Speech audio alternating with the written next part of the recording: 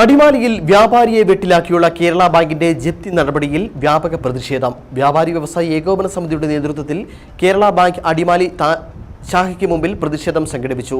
ബാങ്കിന്റെ നടപടി കടുത്ത അന്യായമാണെന്ന് വ്യാപാരി വ്യവസായി ഏകോപന സമിതി Adimali unit president PM baby പറഞ്ഞു. അടിമാലി ടൗണിൽ സർക്കാർ ഹൈസ്കൂൾ പരിസരത്ത് അക്ബർ ബനാന മർച്ചന്റ് എന്ന വാഴക്കൊലകളുടെ മൊത്തവ്യാപാര സ്ഥാപനത്തിലാണ് കേരള ബാങ്ക് ജപ്തി നടപടികളുമായി എത്തിയത്. കടയ്ക്കുള്ളിലെ സ്റ്റോക്ക് പോലും നീക്കാൻ അവസരം നൽകാതെ പോലീസ് സംരക്ഷണത്തിൽ ബാങ്ക് അധികൃതർ സ്ഥാപനം പൂട്ടി വസ്തു വിൽപ്പനയ്ക്കെന്ന ബോർഡ് സ്ഥാപിക്കുകയും ചെയ്തു. ബാങ്കിന്റെ ഈ നടപടിക്കെതിരെ വ്യാപാരി വ്യവസായി ഏകോപന സമിതി ശക്തമായ പ്രതിഷേധമാണ് ഉയർത്തുന്നത്. സംഘടനയുടെ നേതൃത്വത്തിൽ കേരള ബാങ്കിന്റെ അടിമാലി ശാഖയ്ക്ക് മുമ്പിൽ പ്രതിഷേധം സംഘടിപ്പിച്ചു.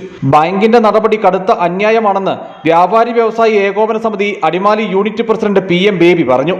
ഹൈക്കോടതിയുടെ വിധിയാണ് അല്ലെങ്കിൽ ഹൈക്കോടതിയുടെ സ്റ്റേ ആണ് ഇവർ ലംഘിച്ചിരിക്കുന്നത്.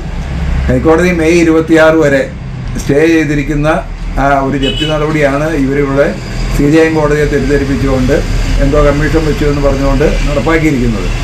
ഇത് വളരെ കടുത്ത അന്യായമാണ്. വ്യാപാര വ്യവസായ മേഖലകളുടെ വ്യാപാരികളുടെ ലക്ഷക്കണക്കിന് വ്യാപാരികളുടെ പണം ഉപയോഗിച്ചുകൊണ്ട് അവരുടെ ലോണും അവരുടെ ഡെപ്പോസിറ്റും എല്ലാം സ്വീകരിച്ചുകൊണ്ടാണ് കേരള ബാങ്ക് പ്രവർത്തിക്കുന്നത്.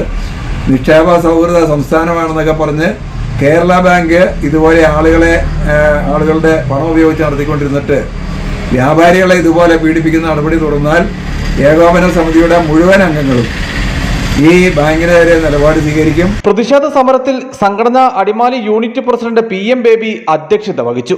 ജില്ലാ വർക്കിംഗ് പ്രസിഡന്റ് KR വിനോദ് സമരം ഉദ്ഘാടനം ചെയ്തു.